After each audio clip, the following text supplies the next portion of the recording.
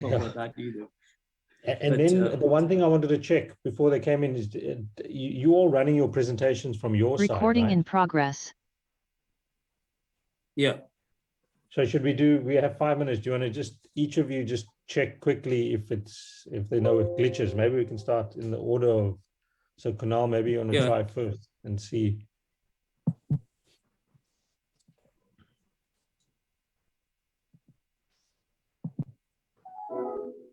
Can you see it? It says it's coming up, so let's see. No. Nothing yet. Yes. Hi, Kanika. Hi, Amy. Hi, Haroon. Hi, Kunal. Hi, Kanika. When I was saying hi, I can't see anything. Really? That's interesting. I'd saying here your screen sharing. So why isn't it coming along? Let me do it again then. Amy, can you see anything, Kanika? It just says maybe is it because we are in a practice session? I don't know. But okay, well, maybe Kanika, you try. Let's see if it's a practice. Okay, I see something now. Sorry, did you see mine then? Yes. Yeah, very yes, try briefly, again. yeah. Yes. Okay, then I'm sorry. Let me just do it again.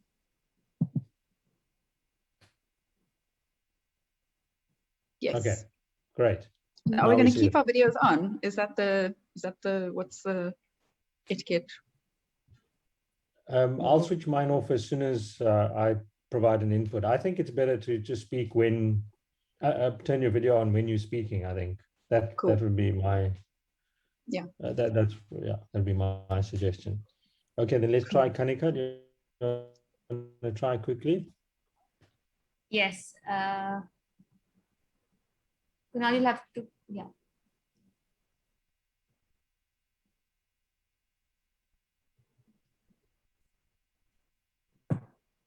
You see my screen? Yeah. Okay. No problem.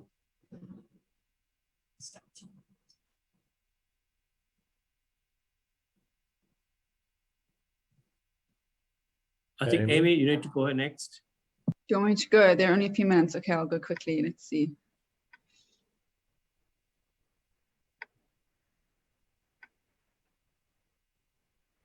Okay, is that fine?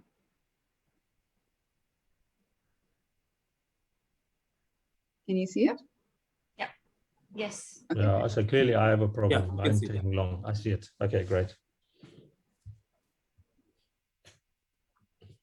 There was a fascinating, Eric Maskin was on giving his plenary. I don't know if you were listening in. Fascinating. Was that the voting one? The electoral? Yeah, it was really interesting.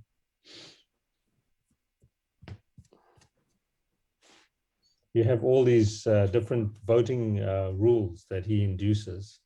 And basically what happens through the presentation is you want to find the rule that would be most likely to would have prevented Trump from winning, right? So you see yourself choosing that. It's fascinating. How deep are you, Haroon? Fine, everything's good. We're furiously busy as always, but all good. And how's the postdoc? Yeah, quite slow. Just at home, COVID. Yeah. But yeah, it's fine. And India is scary, Kanika, with the numbers. Yeah, it was, so April and May were just a washout. I had probably more than 60–70% of my family down with COVID at some point. Wow. Like amongst all my extended family members, everyone, even my home, my parents, everyone, and it was just a surge. We had no clue where it came from, how it came from, and suddenly within 2 weeks, everyone was down. Yeah. Wow. Well, Kanika is now reaching other countries in a very, very quick fashion. So that particular variant. So I think 90 countries now. All right, 4 o'clock actually. So yeah, they should be launching us soon. But in the UK, the vaccination has gone up, so the hospitalizations have been less, even with the variant. Yeah. So hi, Simone, welcome. Hi, sorry for just joining in. Hey. That's fine. We haven't started yet. There's a countdown coming, I think, pretty soon. Oh, okay, perfect. So I made it. Yeah, we're not live yet. Good.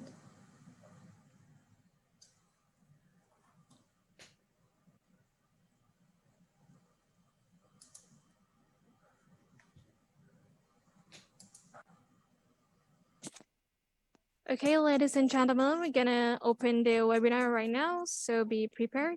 Thank you.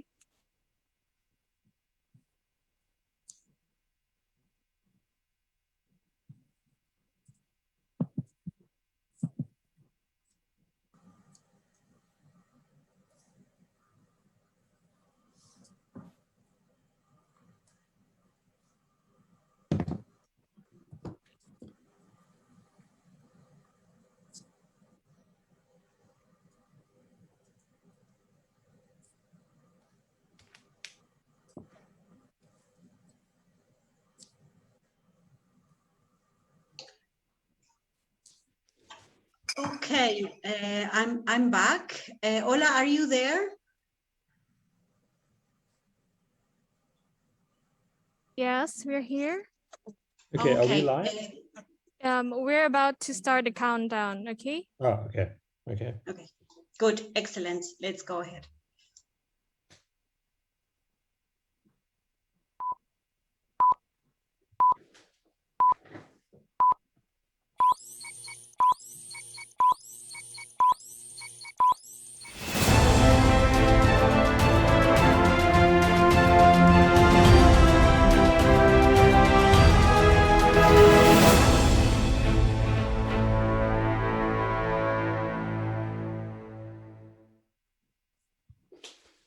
Hey, welcome everybody from wherever you are in the world, and welcome to the session entitled Inequality and Structural Transformation, the labor market effects of technological change in emerging economies. My name is Haroon Bhorat, and I will chair the session. We have a wonderful lineup today, focused, as the session suggests, on trying to understand the labor market dynamics of structural change in a set of emerging economies. I'm going to introduce our speakers very briefly and then try and stay quiet for the rest of the session as we run through to give us time for Q&A afterwards. So in terms of our lineup, the session will be opened by Kunal Sen, who's the Executive Director of UNU-WIDER, to give us a sense of the overall project that fed into this session that we've organized for the IEA. We'll then go on to sort of a background framework paper presented by Simone Schotte, who's also a researcher at UNU-WIDER, and then 2 country case studies. The first will be from Kanika Mahajan, who's from Ashoka University in India, and of course her case study will be based on India, and then Amy Thornton, who's at the University of Cape Town, a postdoctoral fellow there, and it'll be a case study of South Africa. So let me then, without further ado, hand over to Kunal to take us through the overview of the project. Thanks, Kunal.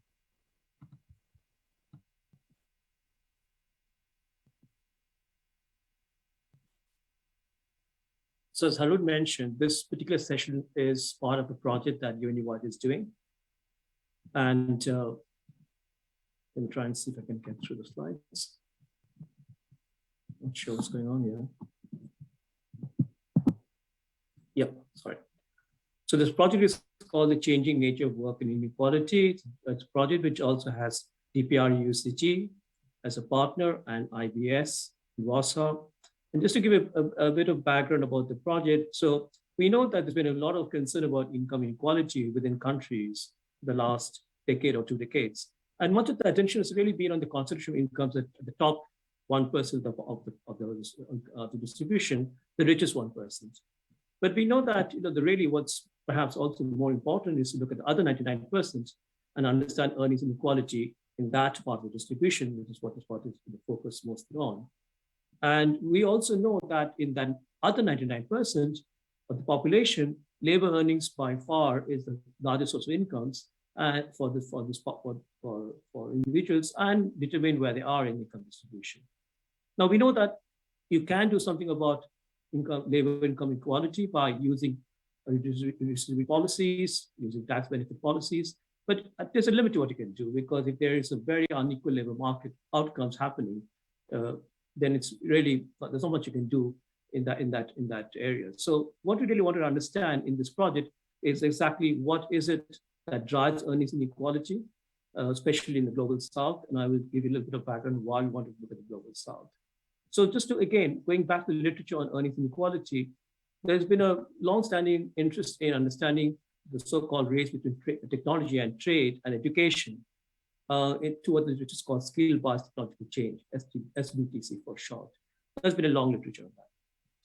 But in more recent development that we have seen in the US and other industrialized countries, there is now an interest in what is essentially called routine-based technological change, RBTC in short, which is looking at the changes in demanded tasks and the implications of that on income distribution. And that's the focus to a large extent of this project. So this literature puts occupational change at the forefront of understanding the effect of technological change on wage or earnings inequality. So the simple intuition there is that depressed demand for workers in routine task middle income jobs, not necessarily the lowest income jobs, that can be executed by computer technologies depresses wages and employment in that part of the distribution. And there's a very rich literature, to some extent pioneered by David Otter, that looks at this question for the US, for example. Now, much of the literature by its very nature has been, because this is a very important issue that's happened in the US, the UK, and many other advanced market economies, much of the literature has focused on developed countries.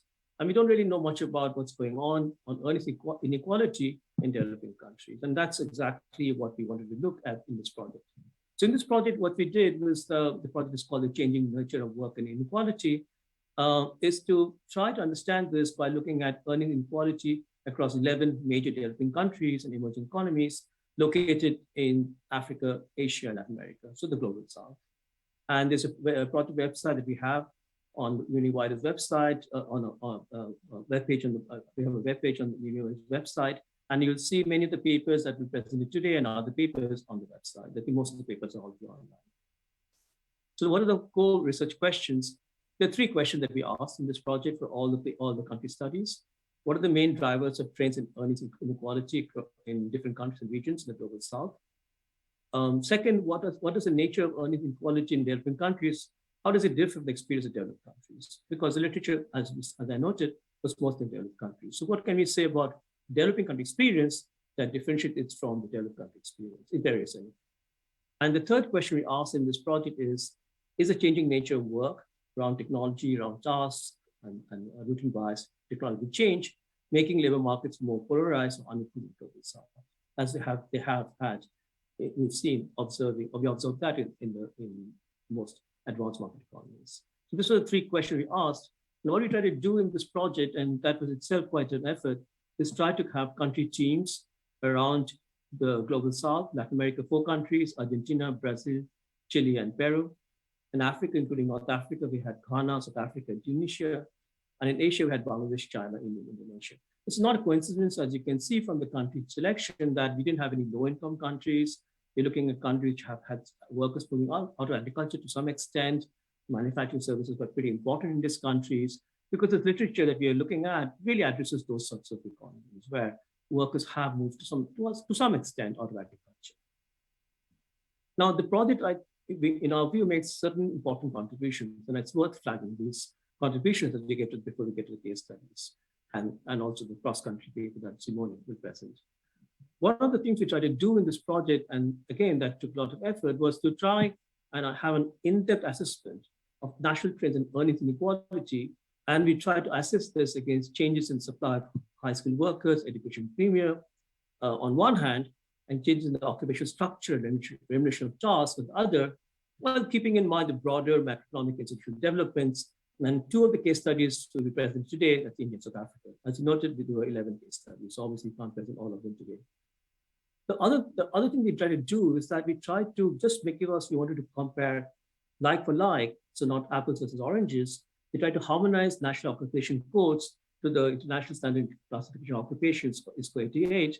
And that also got a lot of effort, because essentially we had each country has own often very specific national occupation codes. And so the mapping was done very carefully across all these case studies. So we were able to essentially compare like for like. And that's something we think is a huge contribution of this project.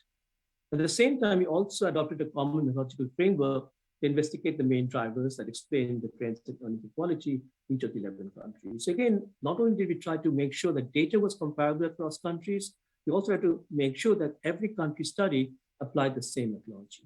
So again, we could essentially infer from the case studies something that we can generalize across these 11 countries. And that is also very important. And we'll also spend a lot of time doing that. So what we could do at the end of this process is to be able to provide a unique comparative assessment of how the nature of work is changing in 11 major developing countries and the role that this change is playing in shaping societies. So there's uniqueness in the fact that we could do the data mapping very carefully across countries to a common occupational code, ISCO 88. Secondly, the methodological framework applied across countries consistently also meant that we could provide this comparative assessment that I think is a very important contribution of this particular project. Now, there was also an important methodological contribution, and we hear today from Simone, Schotte on this particular contribution, which was that we also realized we started this project that existing analysis of the effects of technology and globalization on employment and inequality largely rely on data from the United States. And that's, again, quite obvious. The work of David Otter I mentioned has been very important here. But periodically updated description of the specific tasks associated with each occupation are since 2003 are being collected through the Occupational Information Network, ONET in short. Now, that's been very useful with literature in the US and maybe even comparable other advanced market economies, but that's certainly not very useful when you look at countries in the global south. I mean, the studies need to assume that occupations are identical around the world in the tasks they require. And that's a very strong assumption and clearly probably not true. And that's why what we also did is that in view of the sizable structural differences across countries in the global south compared to the global north, we felt that we had to move away from this particular very strong assumption. So what the project also did was it adopted a novel approach that combines survey data collected in 46 low, middle, and high-income countries and cross-country regressions to construct country-specific measures of occupational routine task intensity, accounting for cross-country differences along 4 key dimensions: economic development, technology use, specialization, global value chains, and skill supply. And the first paper we're going to hear today is essentially to give a sense of this particular approach that we try to do, which we think also is an important contribution of this project. I'll stop here. Back to Haroon. Thanks. Thanks very much, Kunal. And we move straight on to Simone, who will give us the sort of framework paper. It's a nice follow-on from Kunal's last slide.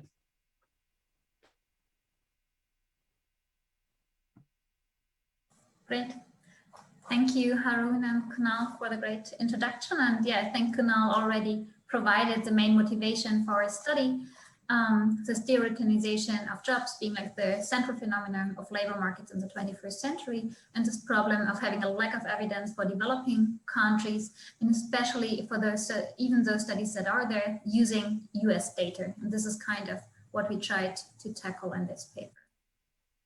So our contribution is to relax this assumption that occupations are identical across the world in the tasks they acquire. And we want to study the global evolution of routine and non-routine work across the 2000s, making 2 main contributions. So on the one hand, we developed this regression-based methodology to predict country-specific task content measures by occupational group.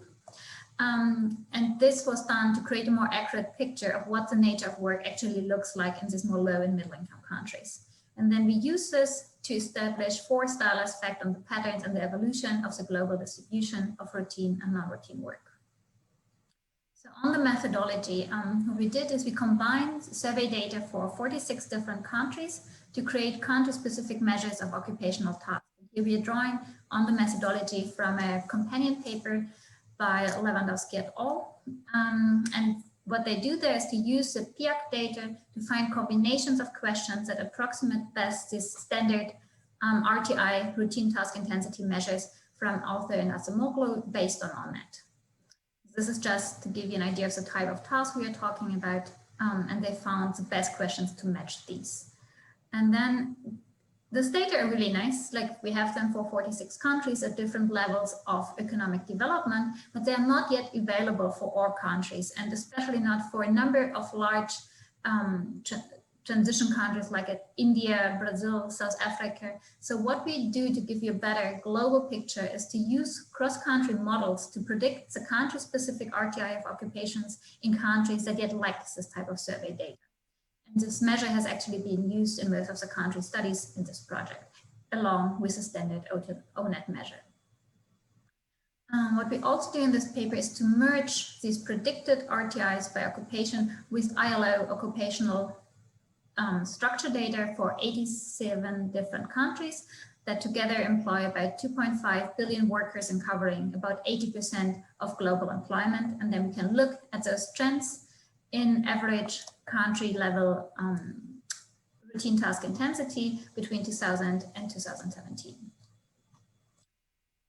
And we compare those trends when using the country-specific measures that we created and the standard ONET measures, and see that the patterns are quite different, and that's what we're gonna look at. So the survey data come from 3 different sources. One is the PIAC from the OECD, which at the moment covers 37 countries collected between 2011 and 2017. Then we use the STEP from the World Bank, which has more information on lower income countries and was conducted between 2011 and 15. And then we have also the China Urban Labor Survey that we use. The regression model, as Kunal mentioned, so we are looking at these different determinants of what kind of could be driving that tasks aren't identical across countries. And one thing that we include is GDP, so the average development level, the average level of technology, here approximated by the share of internet users in the country, a measure of globalization, which is kind of integration into foreign value chains. And then we have this average skill level of the workforce measured by average years of schooling. And we estimate this regression separately at the 1-digit occupational level and include fixed effects at the 2-digit level. So 4 key stylized facts that emerge from this analysis. The first one is that there are large and significant sizable differences in the routine task intensity within the same occupation across countries. So what we see is that jobs are more routine in less developed countries, especially in high-skilled occupations. So this is kind of this managers, technicians, professionals, where we see this most pronounced difference. And this is mainly attributable to differences in technology use. So what this basically tells us is that a manager in Ghana performs a different and more routinized set of tasks compared to a worker in, say, Germany. And this is mainly driven by differences in technology adoption. The second mind finding is that the de-routinization of jobs occurred much slower in low-income and middle-income countries than in high-income countries. And the third one, this gap actually increased over time. So here we are looking at this average routine task intensity between different country groups. So we have this 87 different countries, and we bundle them according to the World Bank definition into lower middle-income countries, upper middle-income, bottom higher income, and high-income countries. What we see is that if we were using the standard ONET measure across all countries, which is this gray line here, we would see this kind of reallocation of labor towards less routine work across the board in all countries. We find a similar trend. However, when implementing our country-specific measure, accounting for this within occupational differences, what we see is that this de-routinization occurred much slower in low and lower middle income countries than in the high income countries. And that the gap actually increased, like as you can see. So using the same measure across countries would overestimate the intensity of non-routine tasks in these countries and would also overestimate the role that routine replacing technology change has played in those countries. And the fourth finding, what we see is that we look at the global distribution of routine task intensity and look at those occupations that are in the lowest 25%. So workers in the lowest 25% are kind of those routine workers with the highest RTA in the world. And workers in non-routine workers are those in occupations in the top 25% of the global distribution. And we look at those changes in the allocation of workers over time. And what we observe is that there are significant differences depending again on whether we use the ONET measure or the country-specific measure. So what we observe is that using ONET, it would suggest that by 2017, workers in low or lower middle income countries had become the dominant suppliers of non-routine workers, given those trends that we had been just looking at. Whereas using our country-specific measure, it would suggest that those high-income countries still remain the dominant suppliers of non-routine workers. So very different allocation. And for the routine worker segment, what we see is that no matter the indicator, poor countries are still supplying the majority of routine workers. However, the extent to which this has changed differs between using ONET and our survey measure. So moving into the conclusions, what we observe is that occupations are clearly different around the world in the tasks they acquire. So applying the standard US ONET measure to low-income and middle-income countries substantially overestimates the role played by routine replacing technological change in these countries. And this new insight raises important questions. So on the one hand, this would be what factors are preventing the convergence of the nature of job tasks across countries, even within the same occupation?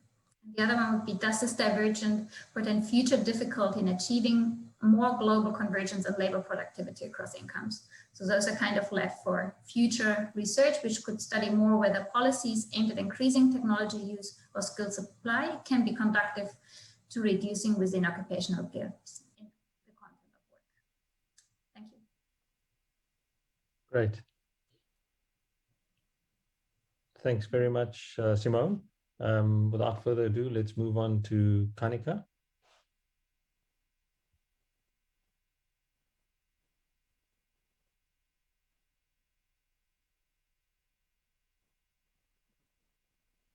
Okay.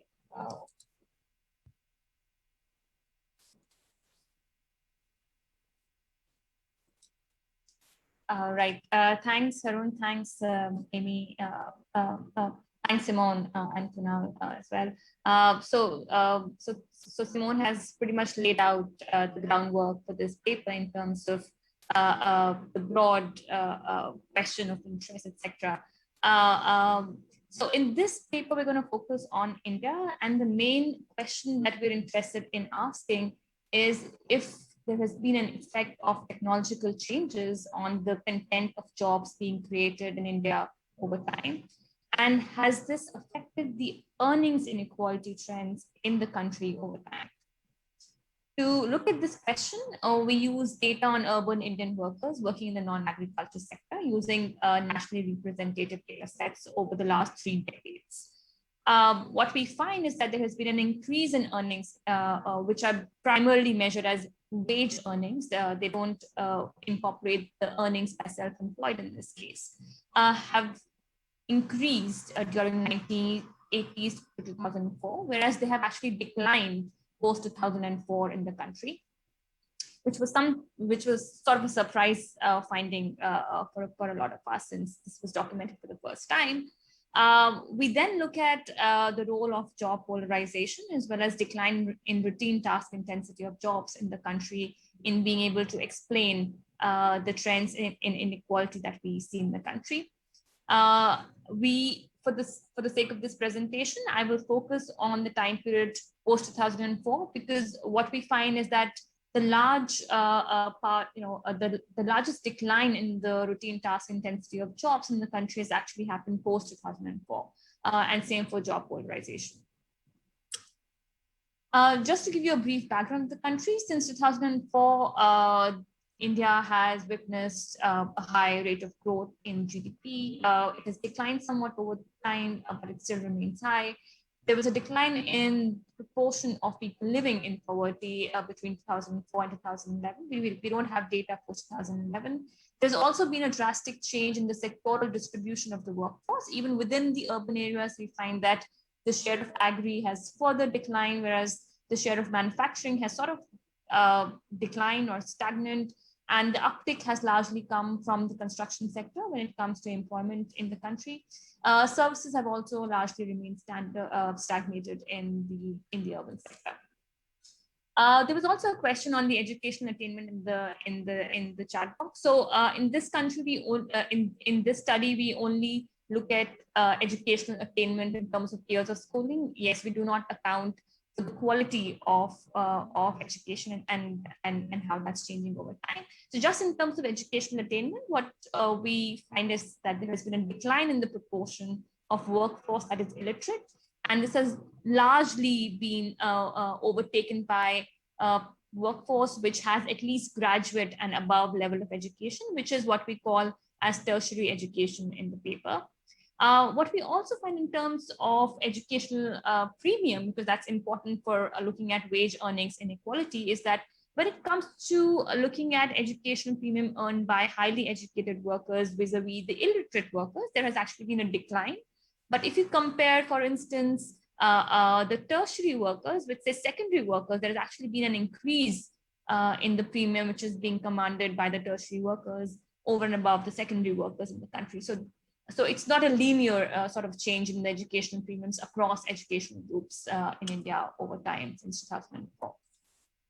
In terms of what's happening to the earnings inequality, we find that overall there has been a decline in the earnings inequality since 2004, which with the largest decline happening post 2011 in the country, if we look at the Gini coefficient for earnings.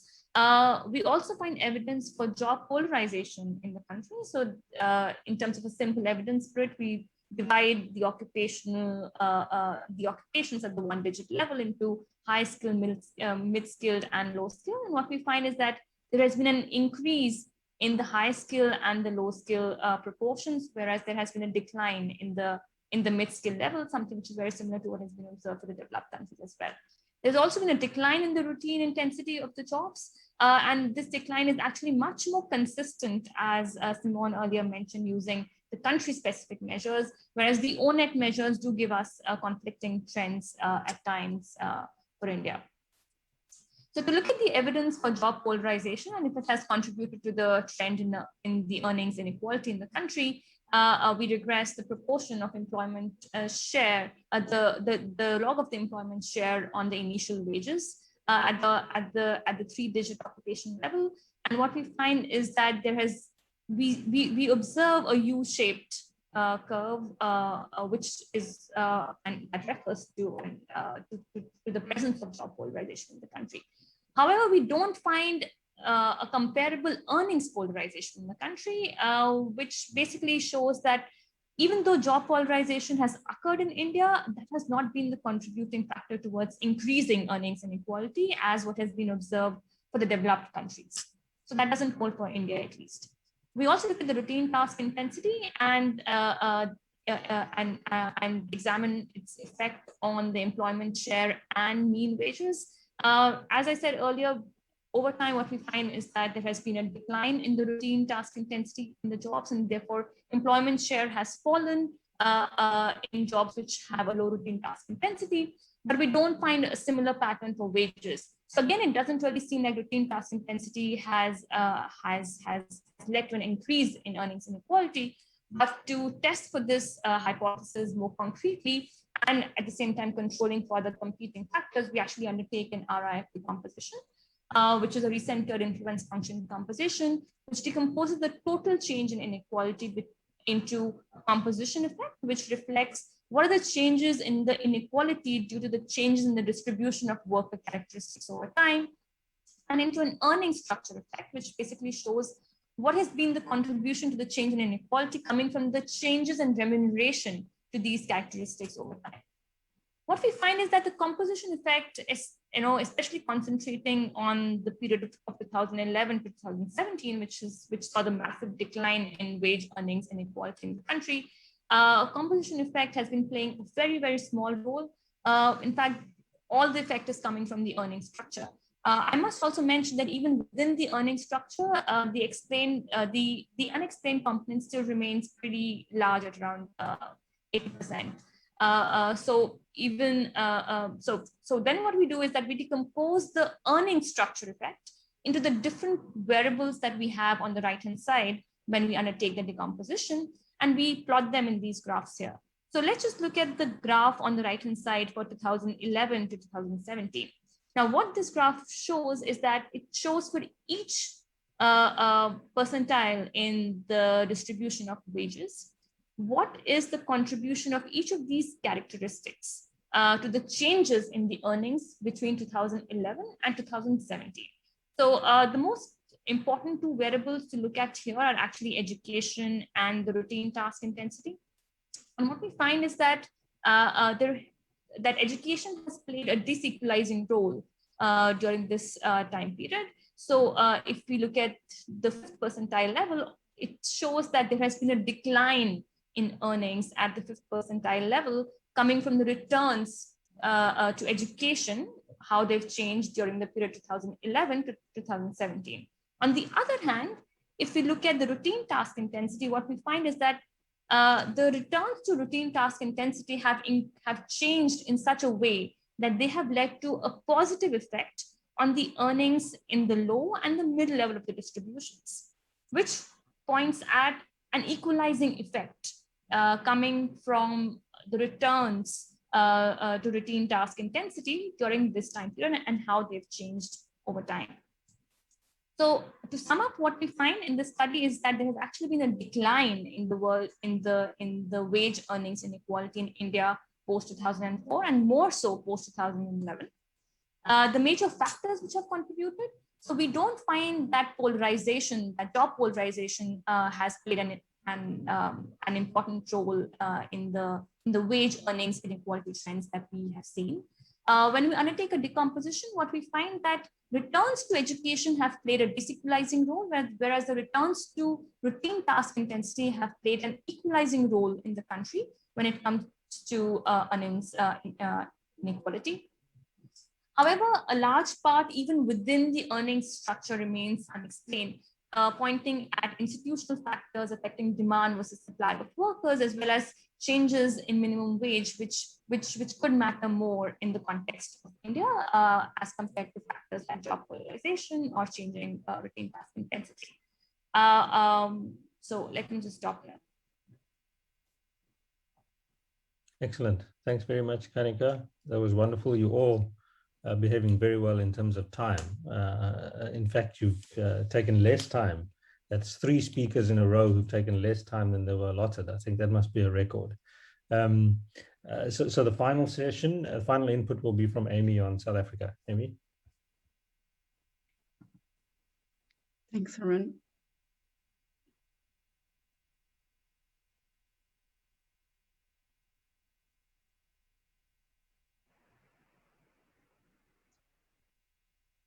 Hi, everyone. Thanks for the opportunity to present. So my name is Amy, and I am presenting the case study for this project on South Africa. This is joint work with Haroon, Kezia, and Morne at the Development and Policy Research Unit, but part of this broader project that is being organized through UNU-WIDER. So as part of this project, we conducted a lot of very detailed descriptive work on occupational change that I can't possibly squeeze into 12 minutes. But I'm going to try and summarize that for you. So the study is on South Africa, and South Africa is a very interesting case study for this project because South Africa is one of, if not the most unequal country in the world, and this is primarily due to an extremely unequal labor market. So on this slide, what I'm showing you is firstly the wage Gini. You can see that just the wage Gini is about 0.5 throughout and increasing in the last few years there. And the period that we're studying, by the way, is 2000 to 2015. So that is a large portion of the post-apartheid period. In the earnings decile plot there, you can see that by the end of the period, more than half of labor market earnings accrued to the top decile. So this is really an example of extremely concentrated earnings inequality in South Africa. And so this project was about understanding how routine biased technical change might explain these patterns. Now, as Kunal has also explained, there are other explanations for why we would see inequality in the labor market. And in South Africa, because this is a defining feature of our labor market, there is a very well-established literature with already very well-developed, compelling ideas about what might be behind inequality in the labor market. So I just want to bring up 3 of these. So firstly, we have premature deindustrialization happening in South Africa. So over the post-apartheid period, we've seen the collapse of our primary sectors, being agriculture and mining, for reasons that are often specific to South Africa. So specific to how mining is done in South Africa because of where the minerals are, and a whole lot of local political economy around agriculture. But then a pretty bloated manufacturing sector that was bloated by apartheid protectionism never really rose to the occasion after these sectors collapsed. And so these sectors that were sort of the primary place where you would find jobs, blue-collar jobs, sort of are really collapsing. And instead what has risen to be the engine of the economy is services. And this is both services like financial business services, but also personal, social, and community services. And services are the engine both in terms of contribution to GDP and especially in terms of employment. Okay, so that's one really important piece of context about the South African economy. Then another important explanation for inequality is that inequality in the labor market is reflecting inequality in the schooling market. So also owing to apartheid era social engineering, we have essentially 2 schooling markets where there is a much smaller portion of the population who have access to excellent schooling and a much larger population who do not. And so that means that skills are still in short supply in South Africa. And this interacts quite importantly with the fact that services like finance and business are leading the economy. So even by the end of the period, less than 15% of the employed had a post-high school education. And then a third explanation is, of course, state intervention. So South Africa has a pretty powerful union movement that was part of the settlement, the political settlement after apartheid.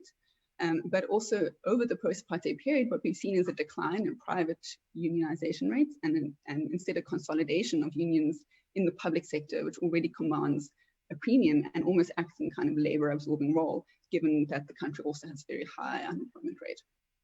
As well as that, we had over this period, so currently we have a national minimum wage, but during the period that we're studying, there were 9 minimum wages that were set at a sectoral level. And some of these experienced very large real increases over our period of study, particularly domestic workers and agricultural workers. So any investigation into what is the role of routine biased technical change has to think about how that would fit into this literature. Okay, so what we do is we investigate this question, and to do that we use South African labor market data, the PALMS data set, between 2000 and 2015, series of labor market cross sections. And then because we're interested in routine bias technical change, we merge this with American occupational task data, the ONET data set. And we merge this at the 4-digit occupational code level, which is a very good merge. And then what we do is we use this to do a very detailed description of occupational changes. And I've just given you one figure over here. And we do this by gender because there is very stark occupational sorting by gender in South Africa. So women primarily cluster in 4 main sectors, being domestic work, other types of low-paid services, clerking, and then like teaching and nursing, whereas men are much more evenly distributed across occupations. And so what we see here is a description of wage growth, the annual average growth rate across the wage percentiles. We see for women a distinctive U shape, which is really associated with routine bias technical change, the classic like wage polarization pattern. Whereas for men, it's much more monotonic, just increasing linearly. And then in terms of employment change, we've just looked at the share per skill category, and you can see, okay, this isn't a very technical term, but women sort of have a bit of a zigzag there, whereas men have this U shape. And I'm going to come back to what we think is behind these patterns after we've done some analysis, describe some of what we do. Okay, so we're interested in thinking about how routine work is distributed, and what we do is we create this RTI, this routine task intensity measure, following the way economic author defined components of an RTI measure, being cognitive routine work, non-routine analytic work, and non-routine interpersonal work. So this RTI is increasing in routine work. And so there in that plot, what you can see is how routine work is distributed across the wage percentiles, and you can see that it is clustered in the middle. That makes sense. So you've got your factory workers there, for example. Work at the top end is non-routine, your managers, your engineers. Work at the bottom is like somewhat routine, so that would be your domestic workers, your agricultural laborers, for example. And the main change over time is a decline in routine work in the middle of the distribution. And when you think about the fact that manufacturing is also sort of declining in South Africa, that starts to make sense. So to understand how the routine biased and equal change as an explanation might be contributing to earnings inequality, we run a RIF regression. So this is a regression that will allow us to understand the contribution of our different covariates at different points in the wage distribution. And then we include in this model variables that will proxy for our different explanations. So we've got education in there for skills bias and equal change. We've got some sector variables in there to think about premature deindustrialization. We've got some role of the state variables. Fortunately, we couldn't put minimum wages. And then we've got our RTI. And then what we do also, this is the same as what Kanika explained, is we then do a decomposition across time and we decompose into a coefficient effect. To what extent is this related to returns? And then an endowment effect, to what extent is this related to change in composition? And this is just an example of the results. I know it's a lot to see on one slide, but essentially what's most important here is certainly education.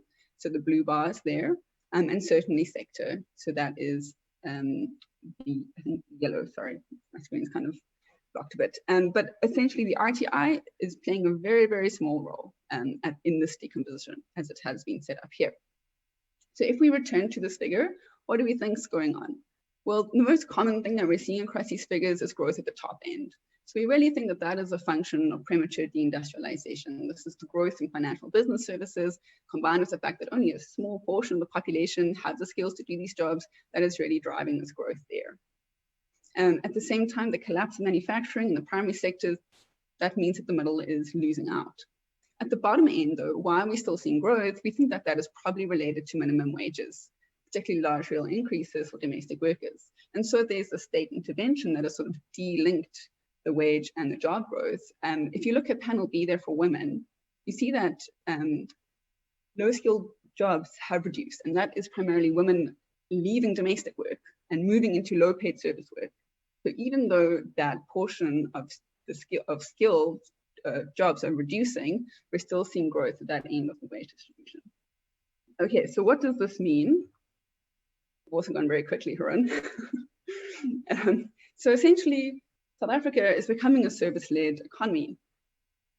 Typically, this kind of tertiarization is associated with economies getting richer. Might this mean that inequality will reduce? Well, we're quite skeptical of this idea, because in fact, what we think is that this move might actually reinforce existing inequalities. So firstly, we think this because certainly these changes have benefited people at the top end. This is because the kinds of jobs are growing and the ones that highly skilled people are able to perform. And it has undermined these traditional blue-collar jobs that are found in the middle and the bottom, particularly because of the decline of manufacturing. But then in our detailed descriptive work, we have noted the growth of these low-paid service jobs, and it's quite gendered as well. We're noticing women really moving into personal care, and we've noticed women, men moving into protective services, particularly security guard work. And we think that, okay, so even if we say that on balance, we think that there are these more important explanations for why South Africa got to where it is today are related to premature deindustrialization and to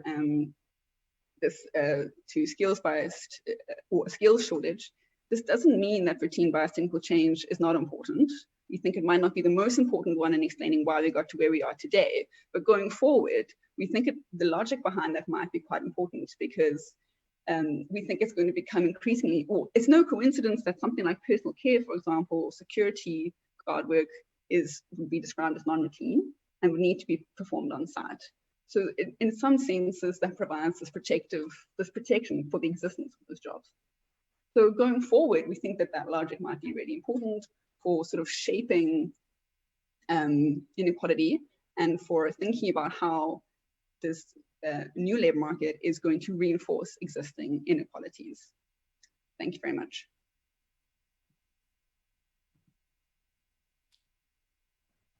Okay, thanks very much, Amy. I am looking at the chat box where there's some really interesting, sorry, I'm trying to get it up. questions that have come through. If I could just throw the first one, which comes from Sibusiso, and I know Simone's been furiously busy answering a lot of them, but if I could ask the first question of all the panelists, but maybe going to Kanika and Amy in particular, because I think Simone has answered it already, is from Sibusiso, he asks, I would be interested to understand how, if at all, the model accounts for the quality of education, not just educational attainment, as measured by years of schooling.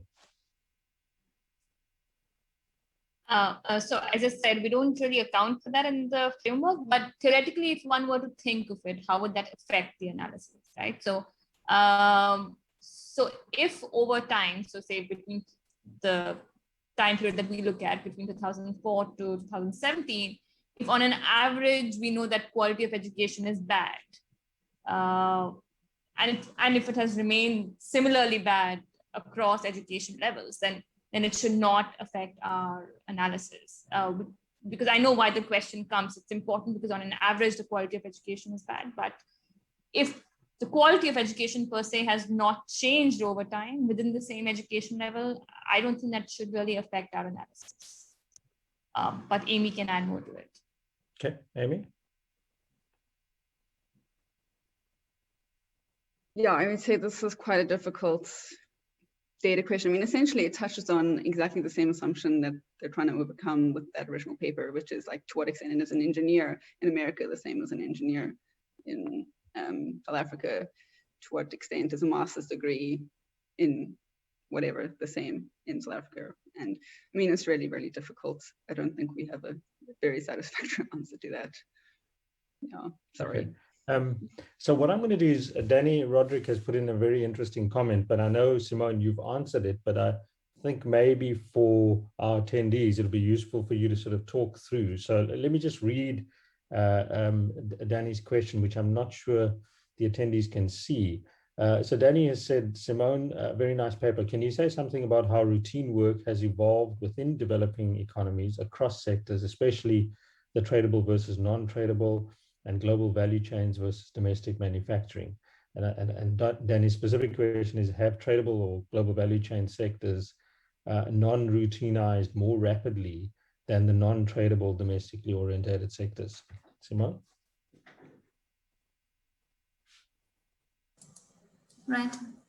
Yeah, thanks for a great question to Danny. And yeah, so we can't really look with the current data we have at how it changed between sectors. So we can look at, like, basically how is it done? Like, we use this ILO data on employment group at the 2-digit level, and then these changes in the composition of work across these different occupational groups are going to change the aggregate country level RTI, essentially. So here we can't really disentangle it at the sectoral levels or everything. It would be really, really interesting to look at this, especially as, and I put some of those results into the chat, like I didn't have the time to talk through all the regression results that we run by 1-digit occupational group. And there we see that especially in those kind of more tradable sectors, so ISCO 8, which is like plant and machine operators, and ISCO 7, which is like trades related workers, we do see that for them the RTI level is more predicted by their participation in global value chain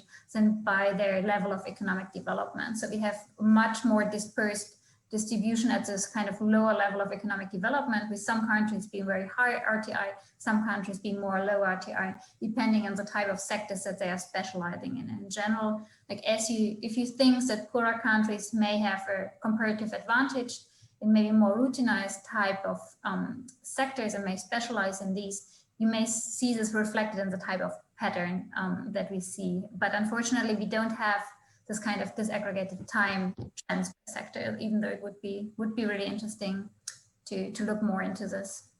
Yeah. Okay. Thanks, Simone. Danny's got a follow-up question, and Kanika has put the link to the paper for you, Danny. The question is for Amy. Any ideas on how the missing middle can be counted? How can we increase the supply of middle skill jobs?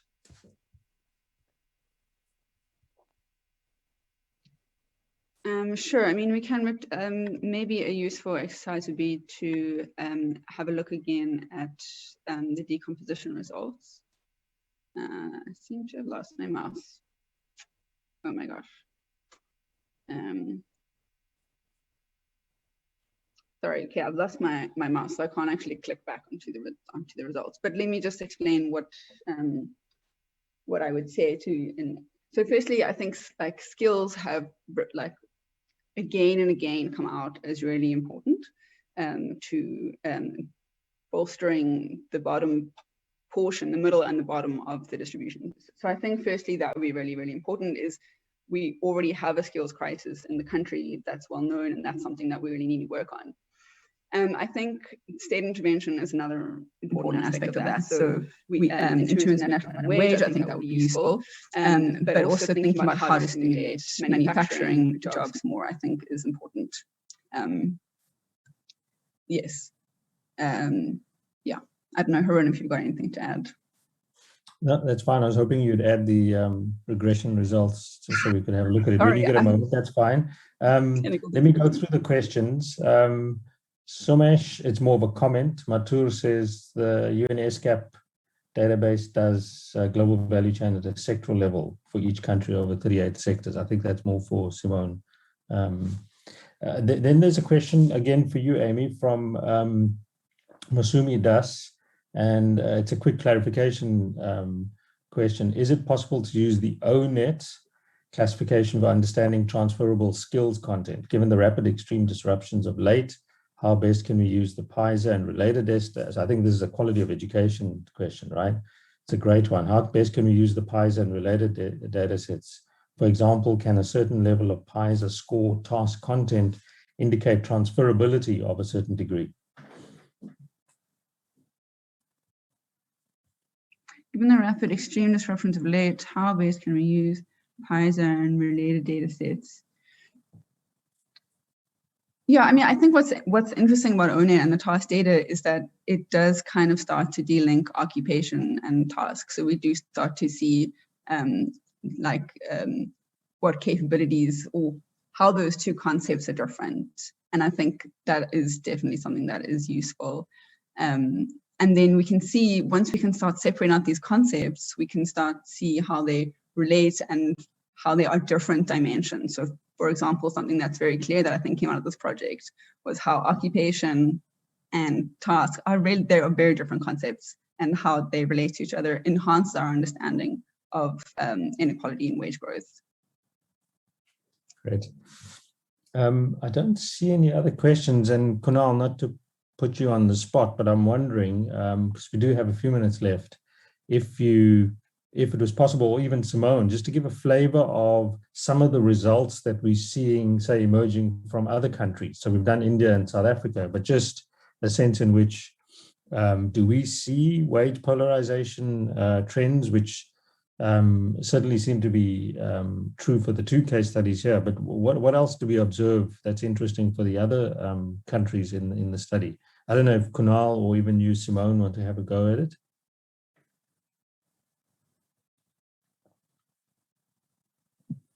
I think Simone can, and also notice Carlos is in the audience too. Carlos and Simone have been leading this project.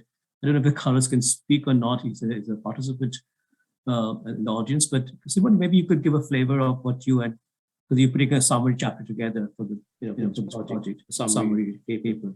Give us a sense of what you find out about the case studies. Yeah, maybe I can start and then you and maybe Carlos can come in. I think something that we observe is that the trends aren't necessarily identical to what we have seen in countries such as the US, and that like these more traditional explanations of changes in inequality still remain relevant in the context of our countries. So in quite a number of the country studies that we have been looking at, we do find, for example, a significant expansion of higher levels of education going in line with a decline in the education premium, which I think we found in almost all of the countries, which has been contributing to declines in inequality, where inequality has declined. So this kind of more standard explanations still remain valid, even though this kind of task perspective can add another dimension to it, essentially. something else that we have seen is that there have been like increases in the share of workers in more high-skilled occupations, maybe also mirroring this type of educational expansion, combined with the decline in this very low-skilled occupations, workers moving out of agriculture, and this kind of overall shift towards less routine occupations, which is there, even though in this global paper we showed that it's maybe not as pronounced as if we were assuming the same type of occupational structure or skills or task structures in the developed countries, but we do see the shift. The question is to what extent it has been a key determinant of inequality dynamics. And I think here the pictures are relatively mixed depending on the country we are looking at. It seems like it worked largely more through the when looking at the decompositions, it seems like it worked more through earnings than through the compositional effect, like through the reshuffling of workers seem to play less of a role in explaining the trends than how it is reflected in the earnings. So, and there it depends very much on the country studies. So in some of them, especially in the Latin American cases, for the periods where we saw declining inequality, quite often we see that actually earnings increased in those more routine occupations. So kind of at this growth at the bottom, which might, to some extent, be explained by trade patterns, but it might also just be because in many countries we saw an expansion of minimum wages, for example, which might have affected especially those highly routine occupations. So it's not necessarily that we see this kind of hollowing out of the middle, you don't find everywhere, and it might be related to maybe policies that have been in place to kind of counteract this type of effect, I would say.